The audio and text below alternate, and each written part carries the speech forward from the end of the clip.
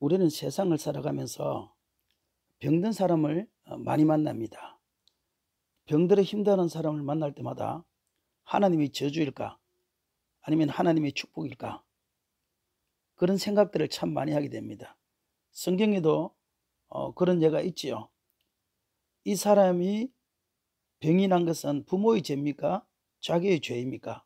이런 질문을 하기도 하고, 욥과 같은 경우에도 자기의 질병 때문에 말할 수 없는 고통 그 속에서 괴로워하는 것을 우리가 볼 때에, 병이라는 것은 과연 우리에게 유익이냐, 아니면 우리에게 쓸모없는 질병이냐, 또 혹은 병든 자가 빨리 고치는 것이 좋을까, 아니면 천천히 고침받는 것이 좋을까, 이런 질문들을 우리가 하게 됩니다. 거기에 대한 답변은, 우리는 병은 빨리 고치는 것이 좋고, 나지 않는 것이 좋고, 그리고 병 걸리지 않는 것이 하나님의 축복이다, 이런 생각을 많이 하게 되지요. 저도 이제 나이가 들다 보니까 자꾸 이것저것 아픈 것이 생기니까 병원을 자주 가게 되고, 이 병 때문에 점점 생각도 많아지게 되는데, 사실 이 병을 빨리 고침받는 것이 좋으냐, 천천히 고침받는 것이 좋으냐, 이것은 우리가 대답할 수 없는 것 같아요. 제주도를 보면 1904년경에 김재원 장로라는 분이 계세요. 이분은 성내교회 마당에 가면 공로비가 있지요. 이기품 목사님과 김재원 장로님의 공로비가 있습니다.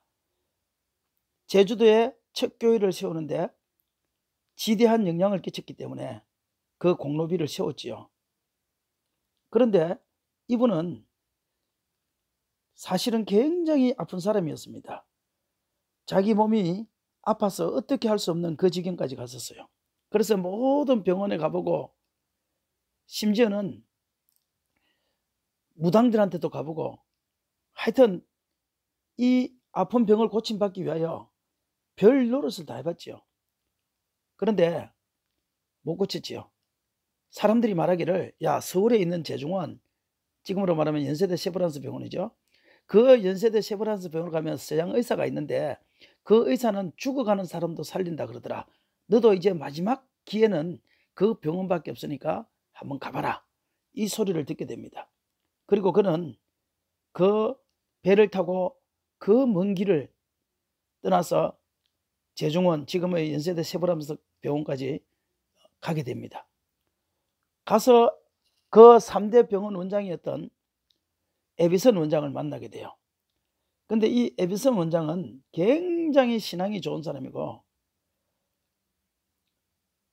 외국에서 의과대학 교수를 하다가 개인 병원을 차리게 된 그 순간에 언더우드가 안식년을 가서, 지금 우리 대한민국에 병원이 있는데 그 병원에 의사가 없어서 환자들을 고치지 못하고 있다, 당신이 와서 좀 도와달라, 그 말을 듣고 그 모든 출세 가도를 달리던 그것, 그리고 부와 명예와 재산 다 포기하고 한달음에 제중원에 와서 그곳의 병원의 의사직을 맡게 됩니다.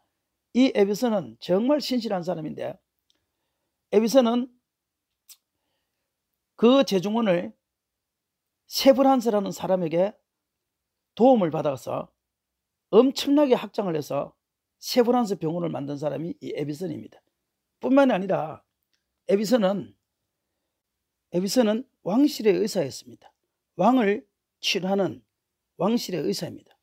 그런데 저 백정 출신, 그 백정, 소라들 잡고 돼지를 잡는 사람들이 상관하지 않는, 그리고 잘 가지도 않는 동네에 있는 박성춘이라는 백정 출신이 장티푸스에 걸려서 죽어갈 때에, 정말 그 왕의 시여가 그걸 하지 않아도 됨에도 불구하고 그곳까지 가서 병원을 찾아가서, 아니 그 집을 찾아가서 고쳐주는, 그래서 치유받게 만들고 그 백정의 아들을 대한민국 최초의 의사로 만든 사람이 바로 이 에비슨이라는 사람입니다.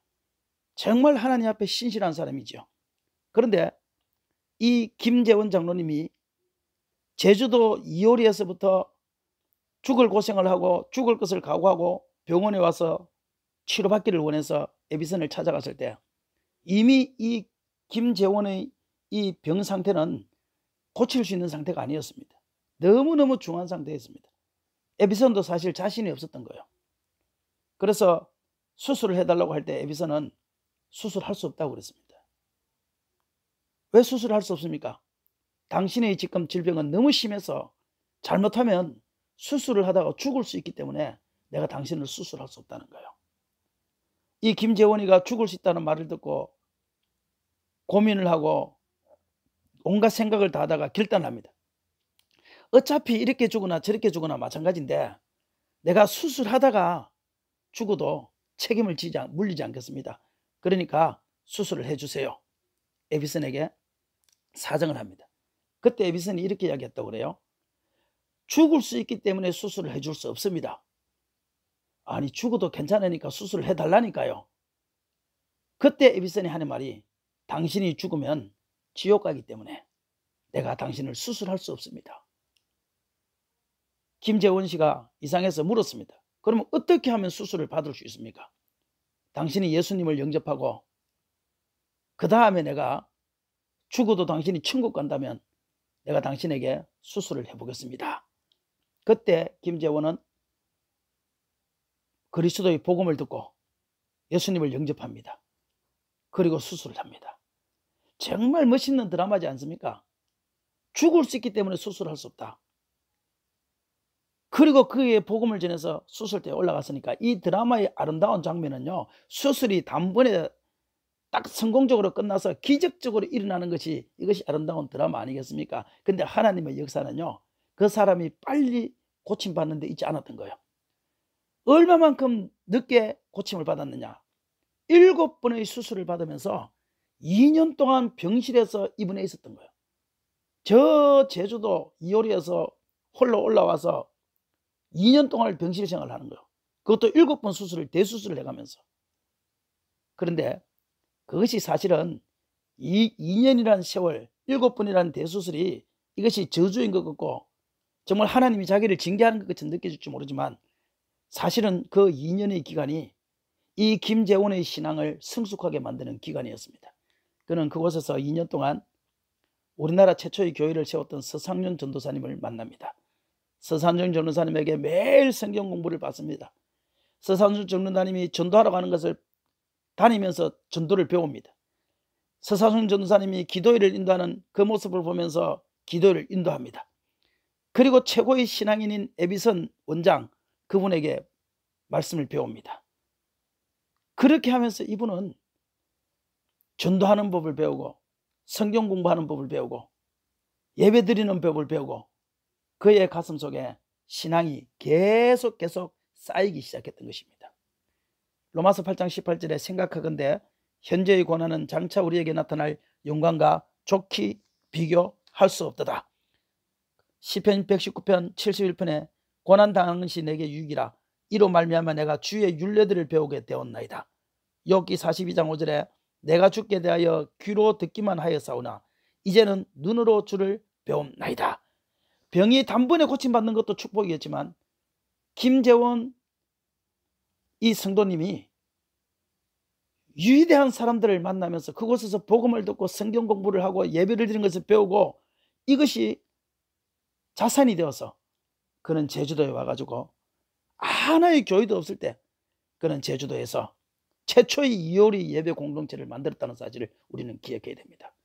지금 우리에게 조그마한 고난이 있고 큰 고난이 있다 할지라도 그것이 오히려 나에게 유익이 될 수 있고 장차 받을 영광과 좋게 비교할 수 없는 축복의 길이 될 수도 있기 때문에 우리는 고난이 있든지 아픔이 있든지 단번에 고침받든지 오래 걸리든지 간에 그 속에 하나님의 섭리를 생각하면서 우리는 감사해야 되는 것이 여기에 있는 줄 믿으시기를 바랍니다.